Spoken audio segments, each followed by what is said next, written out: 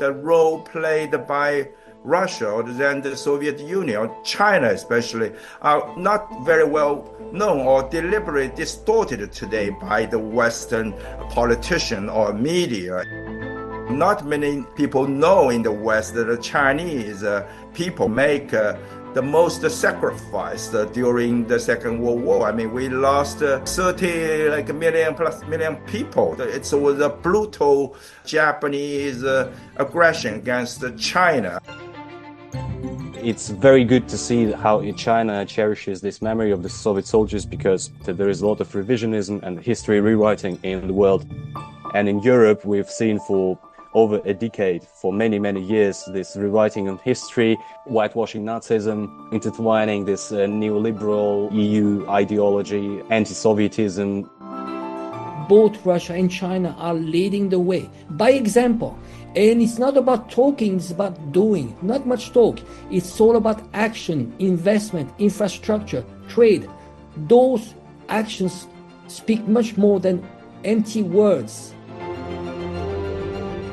The Chat Lounge. Chat Lounge. Chat Lounge. The Chat Lounge unpacks views and opinions on hot issues in a more casual way. Hello and welcome to Chat Lounge. I'm Xu Yawen. Chinese President Xi Jinping has had a state visit to Russia. The visit coincides with Russia's Victory Day celebrations on May 9th, marking the 80th anniversary of the defeat of Nazi Germany in 1945, which brought an end to the Second World War in Europe. This year also marks the 80th anniversary of victory in the Chinese People's War of Resistance against the Japanese aggression, signifying the complete triumph of the global fight in the World Anti-Fascist War. How will President Xi's visit to Russia further deepen bilateral strategic ties? Why are stable China-Russia relations crucial for regional and global stability? And will the world draw lessons from 80 years ago to preserve peace? Or are we heading toward a more turbulent future?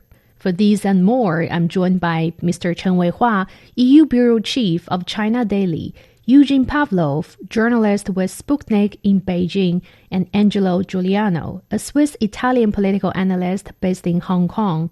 Welcome to the chat. So, Mr. Chen, let me come to you first. We know President Xi Jinping's state visit to Russia comes at the time of frequent high-level interactions between the two leaders in recent years. And this is President Xi's 11th visit to Russia since 2013. And the two leaders have met more than 40 times at different occasions in recent years. So what do you make of the timing and the significance of this trip? What signal does China hope to send to the world through this visit?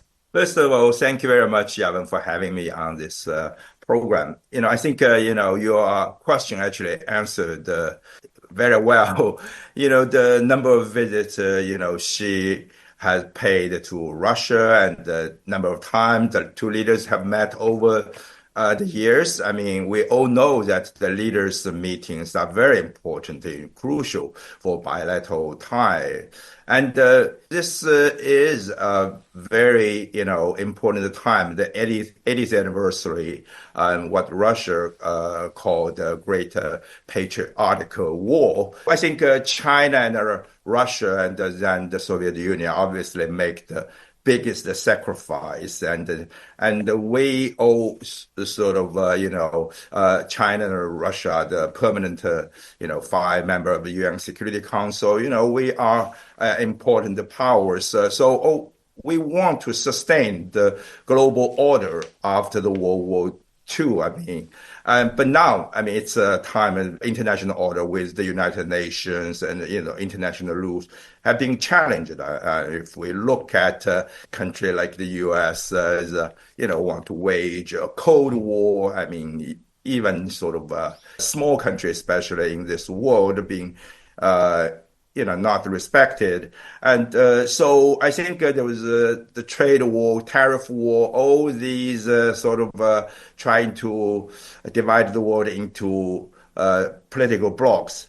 These are all challenges to the global orders that, being established since the World War II. So I think this is very important. Obviously, China and Russia are two large neighbors sharing a very long border. So stable relationship means not just great deal for the two countries. I think for the whole world, and the rest of the world is looking at this. Eugene, from Russia's perspective, so how are Russian media covering President Xi Jinping's state visit? And based on your observation, what key points are highlighted in their reports?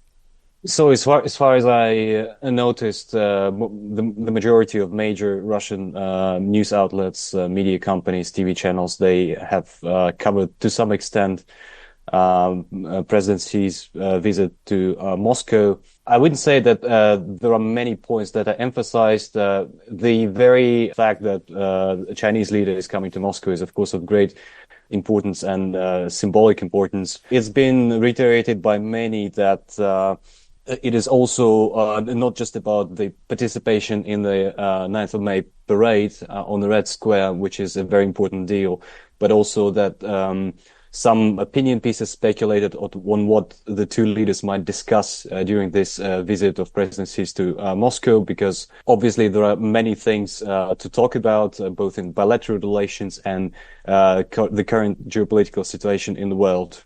Angelo, what's your take on Eugene and Mr. Chen's remarks, and how do you think President Xi Jinping's state visit to Russia will further deepen the two countries' no-limits strategic partnership? Well, I think it's highly symbolic. First of all, it is about celebrating the defeat over Nazism.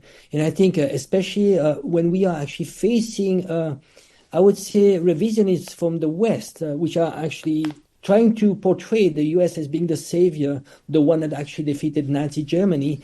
I think it's important just for both Russia and China just to go back to really what happened during the World War II. We are actually living this transition called the Thucydides trap. We have emerging power, you have declining power, and we have here, luckily, two countries, two leaders in the person of Xi Jinping and President Putin that are extremely pragmatic, and they want to go towards the multipolar world, which is a non-alignment, which is about also no ideology, and live and let live. Look for what unites us and set aside the differences. And I think they embody the new world towards where we're going to, where every single country would have its own voice, and the Western hegemony will be just I would say, a dark side of our human history. Mr. Chen, China and Russia's partnership now covers many areas. For instance, in trade and economic ties, their bilateral trade reached a record high of nearly $250 billion last year, marking an increase of 2%. In the meantime, China has been Russia's largest trading partner for 13 consecutive years, and Russia remains the major energy supplier to China. More than 95% of their trade is now settled in local currencies. So how do you assess the two countries' economic cooperation after, hearing those numbers, and what new areas of growth are likely to emerge? Well, it's amazing. I mean, the numbers, because I always remember years ago, the leaders talk about how to boost the bilateral trade to like a 20 billion. I mean, I remember in 2002, it's only like 12 billion. I mean, the numbers you just said, it's approaching 250 billion. It's has grown by leaps and bounds. Obviously, I mean, China and Russia, they're two large countries. They have great potential. I think it's not fully tapped, I still believe. China, obviously, is not the China 30 years ago. Actually, if you look at 1990, Russia economy was actually bigger than China's. And so China grew enormously. Not just in size. China has also grown technologically, become a major technology powerhouse. So I think Russia obviously is still technology powerhouse too. It's if you look at the space and other, Russia obviously it's the largest country on the planet. And so I think there is so much complementary. I mean, from my perspective, Chinese investors are really looking at opportunities in Russia in every sectors. Given Russia has a unique advantage that many other countries don't really have. I mean, if you look at even the Far East, the Russia Far East, I mean, it's a huge area to be explored. For bilateral cooperation. I mean, the manufacturing. I mean, the supply chain. I mean, China is the biggest manufacturing powerhouse in the world. Russia could be integrated into this supply chain. There is so much to do. I mean, obviously, what we're seeing the phenomenal progress of Russia natural gas pipeline, energy supply to China. I mean, that's very important for China. I mean, so all these are very complementary. I look at the space exploration. I mean, we heard many news every few weeks about China's progress in this regard. I mean, so I think China obviously can learn still a lot from Russia in that regard.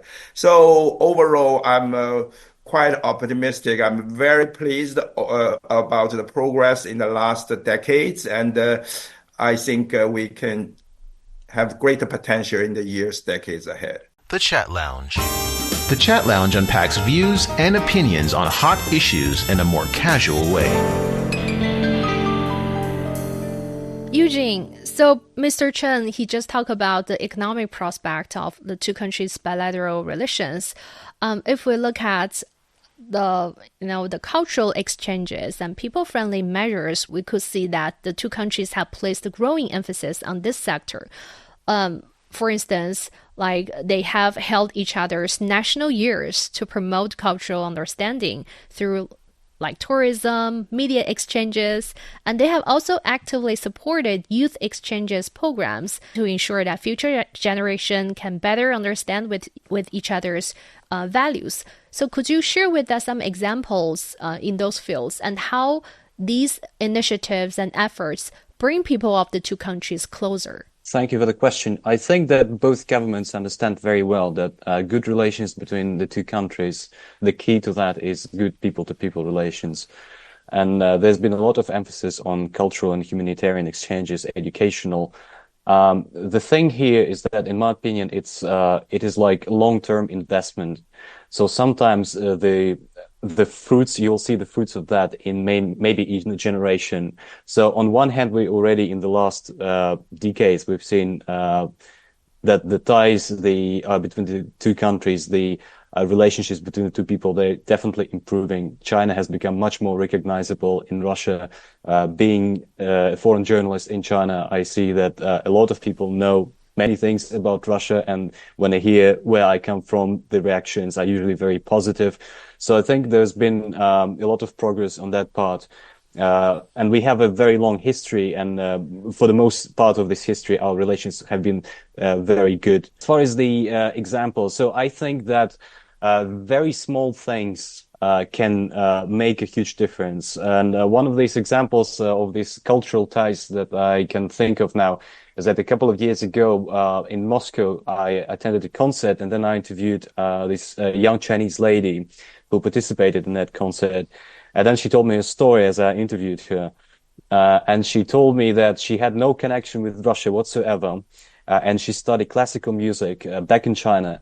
But her teacher, she once studied back in the Soviet Union in Moscow. And so she told this young student of hers that, in your class of instrument, Russia is the best place to go. They have great tradition, great schools, so you have to go there. And that girl, she had absolutely no idea what Russia is like. So at some point, she applied, she packed her bags, went to Moscow. So when I met her, she already spoke very good Russian. She studied at Moscow Conservatory, the famous musical school. And she taught there also, so she had some students. So this is the way how that lady that studied in the Soviet Union many decades ago influenced this particular person. She came to Russia as a result of that. And obviously to make a huge impact herself. I'm pretty sure about that, because the students will remember her, the people she works with will remember her. And so I think that these very human things, these tiny details, they can make a huge difference. Just as with these cinema festivals, you never know. Maybe you have a Chinese boy or a Russian boy or a girl who watch a movie made in this other country, and this makes a huge impression on them. And maybe in 20, 30 years, they become a film director. And this person will improve these ties immensely. So you never know. So it's a long-term investment and huge opportunities in here. Yeah, speaking of that, actually, Mr. Chen, like for me, I know some senior people, they either had studied in Russia or spoke Russian, the language, and also like growing up in our generation, we read literature like books that's written by Russian writer. Like, is that something that how our two countries' history in the form of music, art, literature carry forward, right? What's your thought on that? Spasiba, Eugene. I mean, obviously, it's very interesting. You mentioned that actually people my age, when I was in junior high school, actually there was a class. I mean, our sister class, all studying Russians. That's why I learned a little bit. Actually, one of my best friends there later went to Moscow to study mathematics. I think for like 15 years. He is now back at East China Normal University in Shanghai as a professor. Very good one. So, we all know, from studying science in school, there was so many Russian scientists. If you study chemistry, others. So I think people obviously respect a great deal of Russian. You talk about the ballet, you talk about the music, art, science. So I think this is a border, which had a huge impact on human progress. So we should be thankful for those Russian civilization, Chinese civilization, Indian civilization, European civilization. We should respect each other. What I want to mention, very important, I think that's China. Since I'm here in Europe, I think China could play a very important role actually in bridging. In today's very complicated geopolitics, helping bridging the gap between Russia and Europe, which I think they should become good neighbors. Like China and Russia, I think good neighbors is essential. It's very important to everyone, not just China, Russia. Angelo, so the key principle, if we look at China-Russia bilateral ties, the key principle of the two countries is mutually beneficial, non-alliance, non-confrontation, and does not target any third party. So how do you view the trend of this everlasting friendship between China and Russia? And also, what positive effect does it have in terms of major power relations around the world? Well, it's just the fact that it's a completely new, different approach. It is about the carrot strategy as opposed to the stick strategy. When you look at how Trump is treating even its allies, it is about the stick. It's about threatening. Now here, what Russia and China are doing, it's a strategy of engagement. Let's see what we can do together. What are our common points? Where can we grow together? When you do that, you actually build up this engagement and you have more leverage and you actually avoid confrontation because you start to have mutual benefits, mutual interests, and a better future this way. When you look also at the complementary, it's very pragmatic too. Let's not forget that Russia needs as much as China needs Russia. They have a future that is tied together. And at the same time, you see there's a growth of trade, there's a growth of cultural exchanges, and they are putting together this actually strategy through BRICS, this strategy of multipolar world. Now the world has changed. You have major countries that need to have a say in this equation. I'm talking about Brazil, I'm talking about India, and the whole global south. So what is inspiring here is that both Russia and China are leading the way by example. And it's not about talking, it's about doing. Not much talk. It's all about action, investment, infrastructure, trade.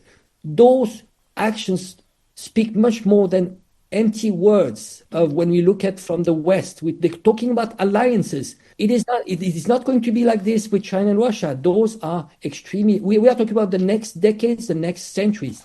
They are shaping the future of this multipolar world. Mr. Chen, I want to come to you to discuss 80 years after the World War II. We know this year marks the 80th anniversary of the victory in the Chinese People's War of Resistance against the Japanese aggression.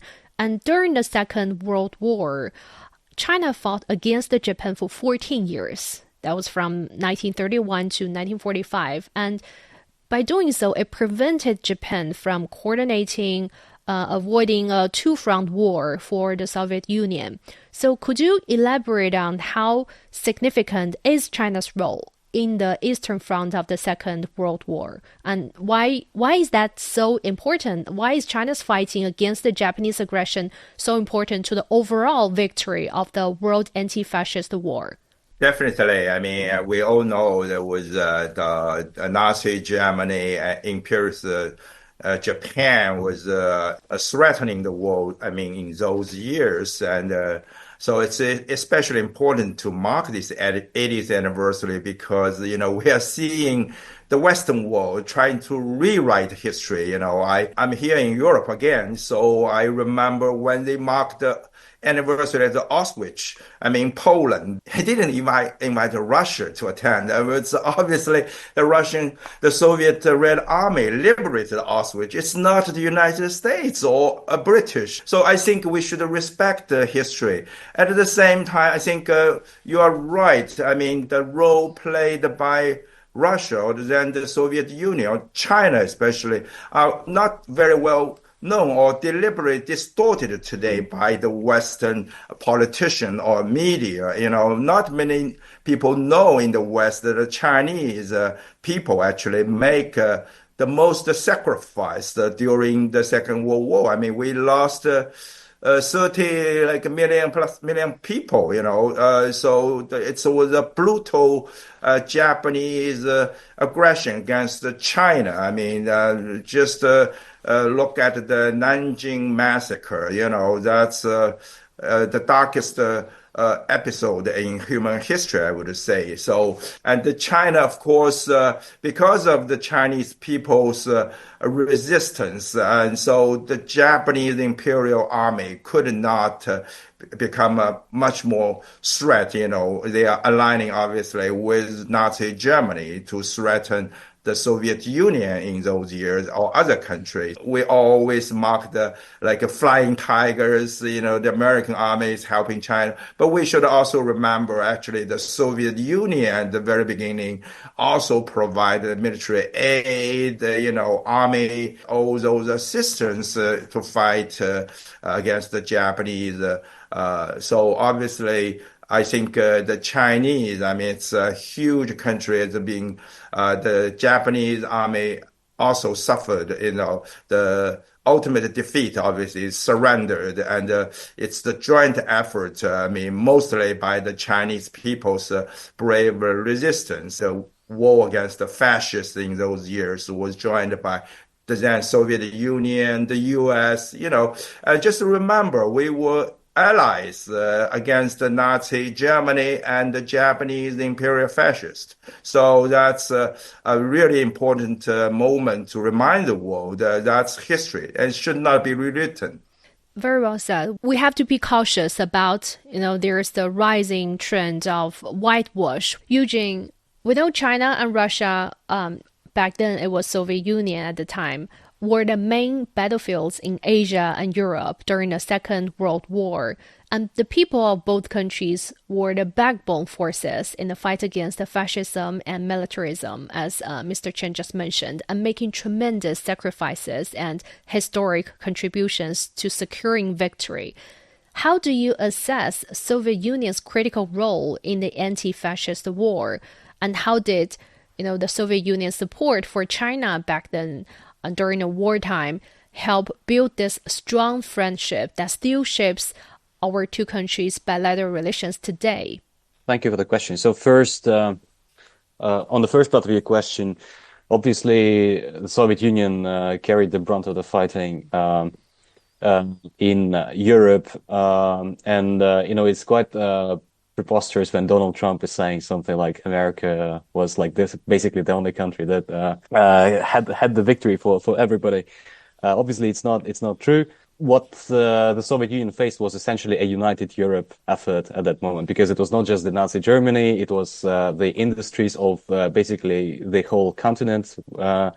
It was many, tens of thousands, hundreds of thousands of recruits from different countries. So again, apart from Germany, Hungary, Romania, Finland was an ally, Bulgaria even, that was once liberated by the Russians from the Ottoman Empire, but they took the side of the Nazis in that part.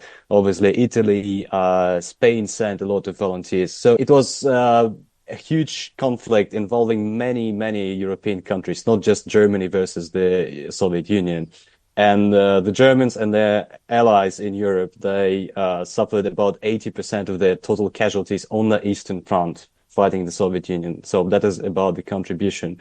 Of course, the Soviet Union made a huge sacrifice in terms of manpower and national wealth loss. The current numbers stand about 25 to 28 million people that were lost in that conflict. Practically every person in Russia today and in many other post-Soviet countries, they have somebody in their family who were a casualty in that conflict.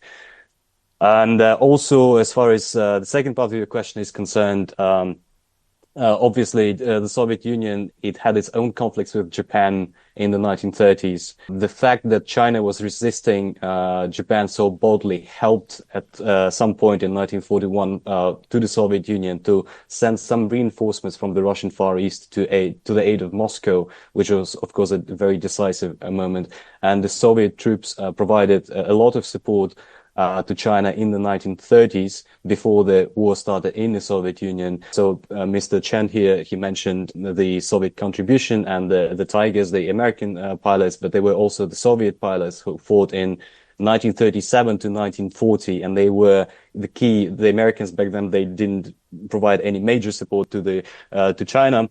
And it was mostly the Soviet pilots who denied this Japanese advantage in the skies. And the contribution, the biggest battle was the Battle of Wuhan. They actually started fighting the Japanese in the Battle of Nanking. And even in 1938, there was this daring mission when the Soviet pilots, they bombed the Japanese occupied Taiwan, which was just a crazy mission.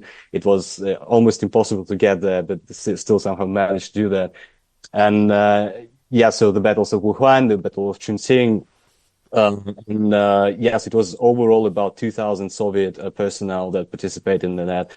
I just yesterday attended a memorial service where the ambassadors of the former Soviet republics and the local Chinese government paid tribute to the fallen soldiers of the Soviet and Mongol military who fought for liberation of Janbei at Zhangjiakou. And it's very good to see how China cherishes this memory of the Soviet soldiers, because, as Mr. Chen started, there is a lot of revisionism and history rewriting in the world. And in Europe, we've seen for over a decade, for many years, this rewriting of history, whitewashing Nazism, intertwining this neoliberal, EU ideology, anti-Sovietism. So the Nazis were actually the good guys, the people who collaborated with the Nazis. They were fighting for freedom against the Soviet occupation and all that. And we see the monuments to the Soviet soldiers in countries like the Baltic states, in Poland, in Czech Republic, they're being demolished. And now you see a village and there is a monument with the names of people from that very same village that fought in the Right Army against the Nazis. And their offspring, they destroyed this monument. So it's really quite remarkable and difficult to comprehend. But thank you for the people of China for preserving this memory. We're very grateful for that. You've been listening to Chat Lounge. Let's take a short break. When we come back, we will continue our discussion. Stay with us. Ever wondered what's actually going on in Africa through the perspective of an African? How are things really going between China and Africa? What's the narrative of this relationship? Well, get a perspective with China-Africa Talk. Hear from African diplomats, entrepreneurs, academics, Chinese natives, and more. Get on our wavelength every week to find out what's real with China-Africa Talk. Find us on Apple Podcast, Spotify, Google Podcast, and more. We'll see you there.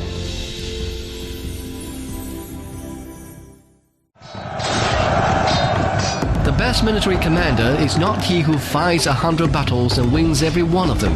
The best military strategy does not lead to the desiccation of the enemy's capital city. Decoding the Art of War will help you understand why there's no art in war and how Sun Tzu stayed undefeatable using the science of war, with fun stories and insightful breakdown of famous battles. Find Decoding the Art of War wherever you listen. Welcome back. This is Chat Lounge. Let's continue our discussion. And Mr. Chen, speaking of European countries, we know they played an active role in rebuilding the post-war international order, such as through key conferences like Yalta and Potsdam. They were held in Europe and laid the foundation for the United Nations and the post-war global system. So also we know this year marks the 80th anniversary of the UN's founding.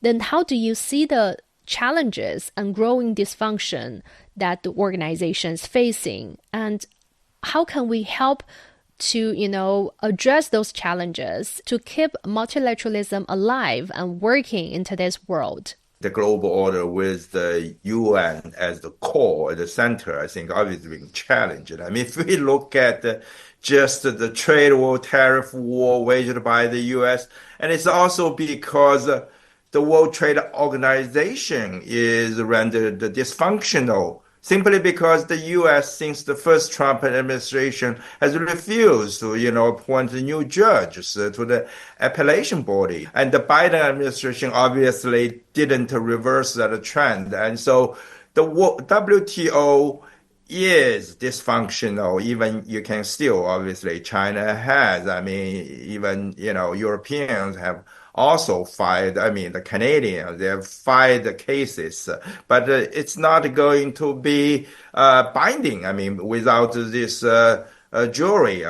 So that's just the one very example of today's world. Obviously, we have this United States, which always claims to be the leader of the world, which is quitting one international, UN organization, WHO, UNESCO, after the other. So it's just dismantling the global system and the organizations. And pulling out the fund. I was in Geneva actually just 2 months ago, I believe, for the UN Human Rights Council, because of the pulling out of the U.S. funding. They couldn't even give me a proper press card. They just printed on the A4 sheet paper. They say because we have to cut budget because of the U.S.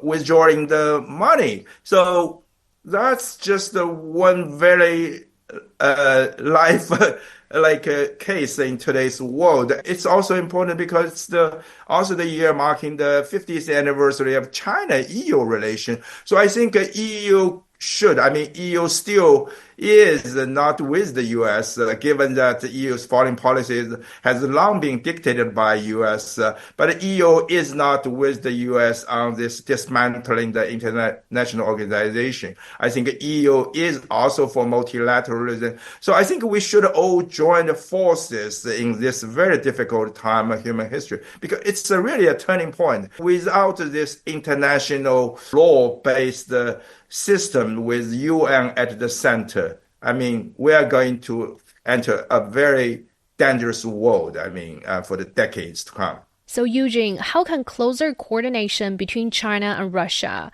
like through platforms of like the United Nations, the Shanghai Cooperation Organization, and also the BRICS, contribute to promoting a multipolar world and inclusive economic growth, both regionally and globally? Thank you for the question. So I totally agree with what Mr. Chen said about this. And I think that both Russia and China are interested in maintaining the UN-based order, which has been reiterated multiple times by both Russian and the Chinese speakers. Why is that? Because the United Nations, in theory, are exactly meant to reflect that multilateralism and multipolarity if implemented properly. However, it is very hard to maintain such a structure when you have a key actor like the United States, for example, showing lack of interest in continuing to participate in such an organization. So I think that what Russia and China do, they really want to have UN still running, to have its role. This participation in other organizations that you mentioned, BRICS, SCO, it is complementary. It's not meant to subvert the United Nations, but these are also markers of the emerging multipolarity, where you have multiple different formats where countries free of some centralized agenda can discuss regional issues, the global developmental issues. So I think that the very existence of such new formats, it already shows both the efforts and the changing reality of the international system. Angelo, so Chinese President Xi Jinping proposed this global security initiative 3 years ago, advocating for a collaborative approach to security rather than the zero-sum game where one nation's security comes at the cost of another. So how do you understand this initiative, and in what ways might they complement or strengthen existing international efforts to uphold, UN-centered multipolar world order? Well, as Eugene just said before, the problem is that the West, I would call it the collective West, because you have the US and you have a lot of vassal states in the EU, and I would say Japan, Australia, and South Korea are all also following the US agenda. Why is it so? Why do we have those structures? It's very simple. First of all, I would say that there's a decredibilization of those international agencies because of the US, why they've been using them, and also their veto power.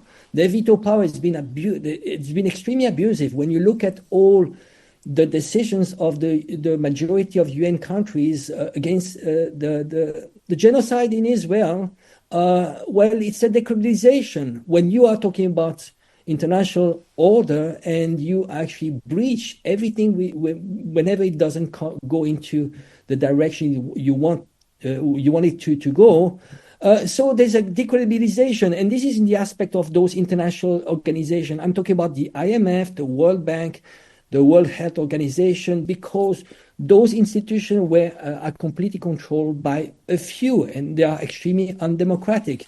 Now, why we have BRICS, why we have those parallel institutions, is because a lot of countries are not being treated fairly by those international institutions, including, and also I would say, as Eugene said, it's not about replacing. It is about when you don't find a solution through the UN, you need to find other bodies, alternative, to start a new rules. Mr. Chen, so as we have noticing this growing challenges to multilateralism, how is China demonstrating its commitment through frameworks like the 5 Principles of Peaceful Coexistence and the Global Security Initiative?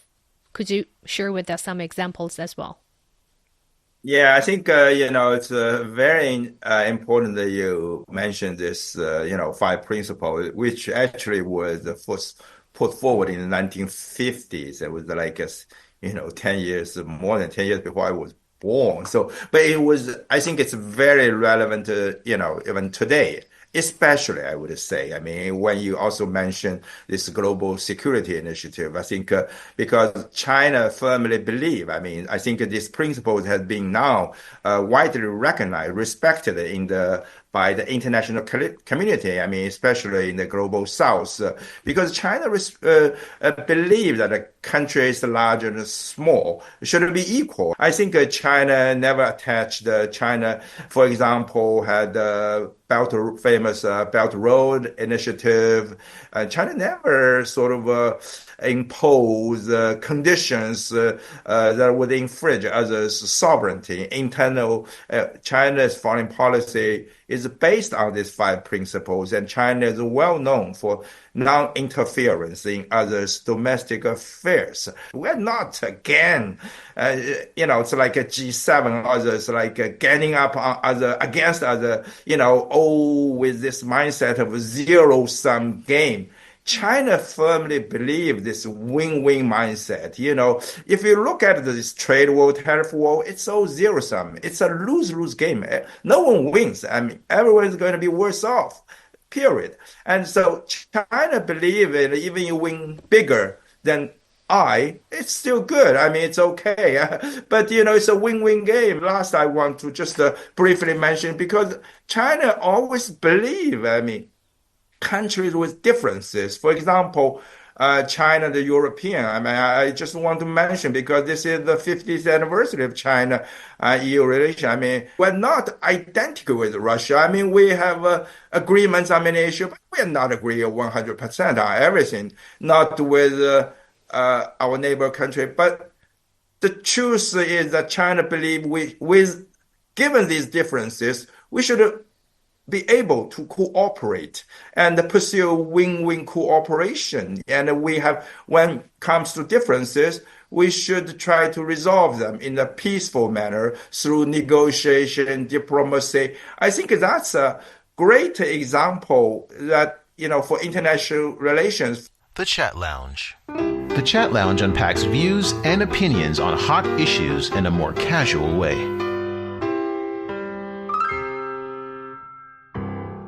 So, Eugene, in light of this 80th anniversary of the victory in the anti-fascist war, how can China and Russia work together to defend the legacy and oppose efforts to, as other guests mentioned, whitewash fascism and militarism, and also promote this multilateralism and global security? Well, honestly, there is very little you can do.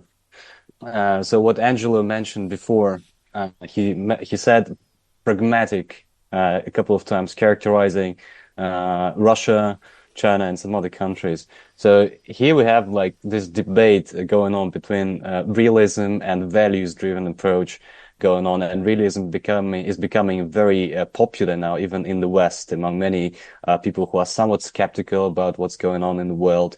And I do believe that realism and pragmatism is a much better foundation for multilateral, peaceful, win-win cooperation globally in the world in a more democratic fashion. At the same time, when you understand that certain things might be dangerous, so you just you try to understand your partner, you try to be in their shoes, what they might do, how they might react to this or that action. So this is definitely a much better framework to work with. But on the other hand, there is one major weakness with realism and realist-based approach, is it ignores a lot of things that are irrational, the human factor, and that in fact you, for example, may build a very good economic relationship with a country or with a region, for example, and you believe, well, they have so much to lose if they break this relationship, if they sacrifice this economic ties that we have built, for example, but they will still do that. If there is an irrational motivation, they will do that. Even if it doesn't benefit them, even if it is going to hurt them a lot, they will still do that. And there's a lot of room for manipulation over there. One of the things we're talking today, and something that Angelo also mentioned before, and probably Dr. Chen also, is that there's so much relationship between this history of Nazism in Europe, for example, and modern day European Union, maybe. So how is it intertwined? I think the explanation is very simple, is that behind every major Western European-based ideology, a framework of thinking, international order, there is one very simple idea, and it is the idea of superiority. And it is actually a thing for every culture and every civilization on the planet in every part of history. But here it's been perfected, really. And so behind the Nazism or behind the liberalism, there is the same idea that we are the best. It might be based on your, on how you look, or it may be based on what values we have, but it is very difficult to convince people that they should not consider themselves superior. So that they should not maybe revisit their history and return to greatness. So how do you do that? There is very little you can do when people are going to shoot themselves in the foot. But what you can do, I think, is that, and returning back to President Xi's visit to Moscow, is that you can hold to your own. You can maintain understanding. You can oppose rewriting history, at least within your own country. And why so many people have been paying attention to what leaders are coming to Moscow for May 9th, is that these are the leaders that show to the world that they have a somewhat independent stance. Angelo, so in your view, what lessons can the international community learn from the experience of the Second World War to, better safeguard today's peace and stability? Well, it is hard to say, especially when you have this whitewashing, you have the rewriting of history. And also keep in mind that most people in the West, sadly, when you talk about average Joe, he will tell you, whatever he will tell you, is actually learned not from history books, but from Netflix and Hollywood. And there's also, as Eugene just mentioned before, there's an emotional factor there. People are extremely manipulated through emotions. And that's what Hollywood does. That's what those news media do 24 hours a day. And this is why when you look at the policies of Russia, both Russia and China, they have been relaxing the visa procedure just to visit their countries. And by doing so, you can imagine someone who's been brainwashed his whole life by Hollywood, all those billions of dollars spent by the US State Department into demonizing China. Well, those people, everything they know about China is all grim, it's all negative. Well, 24 hours for those people, the first 24 hours going to Shanghai, for example, they would land into Pudong Airport, extremely modern airport. They would take the train, the fast train, the fastest they've ever seen. They would arrive in Pudong and they would see a city bustling, extremely modern, people being happy. Then they spend the evening, in a busy street and just realizing that how similar we are. And the same I would say for Russia. There is a few people, YouTubers and personalities like Tucker Carlson. He went to Russia, to Moscow, and he went into a grocery store and he started comparing the prices. And he started realizing, the metro here in Moscow is extremely clean, very modern.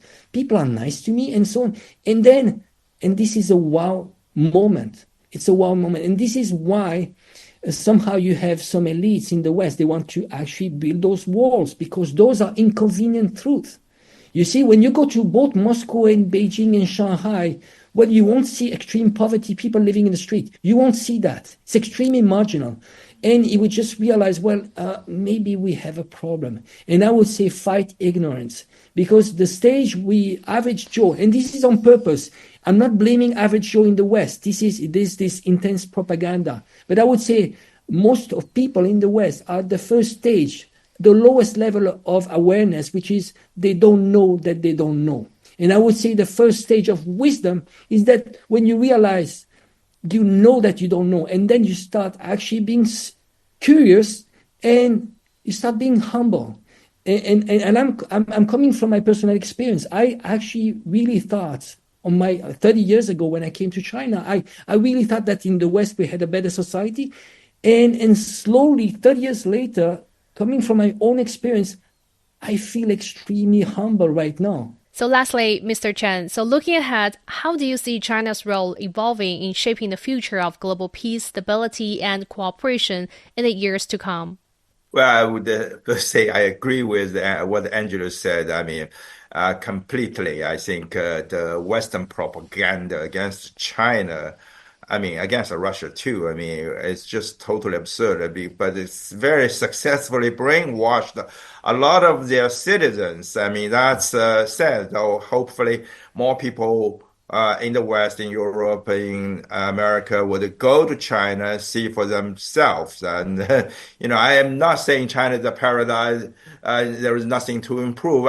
China is being an evolving story, has been learning, improving over the past decades. Everybody witnessed China, knows that very well. They try to portray China as a sort of try to topple the international system. But obviously with what the U.S. has been doing for just these past 100 days, people know who is actually trying to undermine the global system. It's not China. And China, like most, say, country in the global south, obviously want to improve the global system, because they're not very well reflected. As others mentioned, for example, World Bank, the IMF, China, India, the developing country obviously should play a bigger role. The BRICS, the Shanghai Cooperation Organization, others, the G20 even, could play a much better role,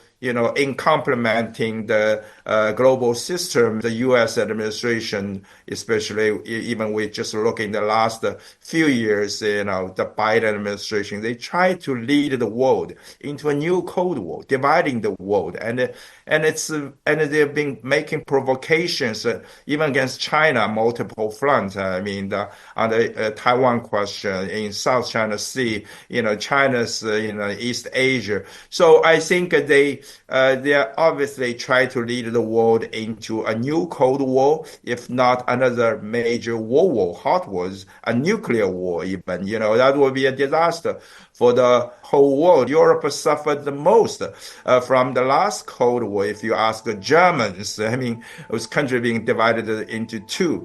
So I don't think Europeans want to go back to another Cold War, new Cold War. So we should join forces to resist this new Cold War effort and, sustain the global system. With that, we're wrapping up this episode of Chat Lounge. I've been speaking with Mr. Chen Weihua, EU Bureau Chief of China Daily, Evgenii Pavlov, reporter with Sputnik News in Beijing, and Angelo Giuliano, a Swiss-Italian political analyst based in Hong Kong. Thank you so much for listening. Bye for now.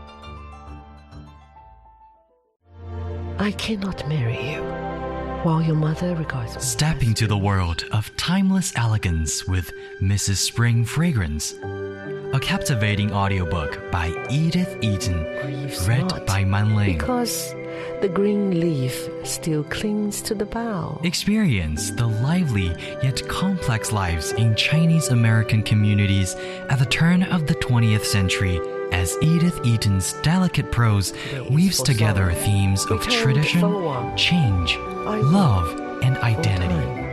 Forget all that belongs to the joy of life. Follow the journey of Mrs. Spring Fragrance and witness the struggles and fights of those living on a rapidly changing exotic land while holding on to their cultural traditions, or more importantly, to their identities. He could hardly believe that his daughter was seriously opposed to becoming the wife of such a good-looking, prosperous young merchant as Wang Ling. Join Books and Beyond for Mrs. Spring Fragrance. Let the stories come to life in your imagination.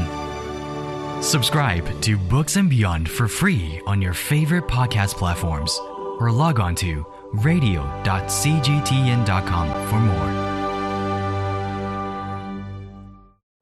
The strong wind was howling and whistling. He was the first Chinese citizen to graduate from Yale University in the mid-19th century. I was born on the 17th of November. She had prominent features. 3 of us were old enough to lend a helping hand.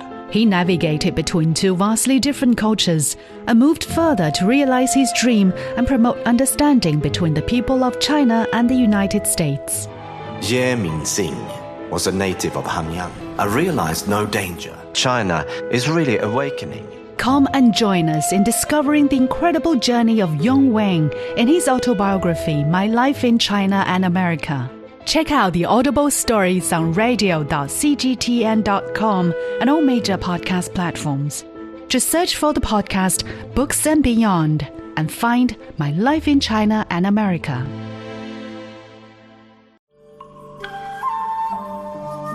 2,500 years ago, an old man rode on his buffalo and headed west of China.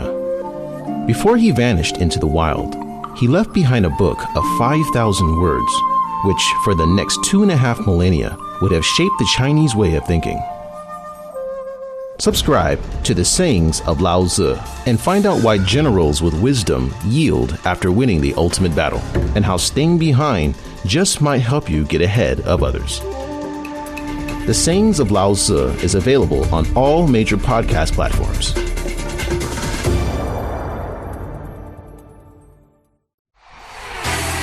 Sideline Story brings you all things sports related.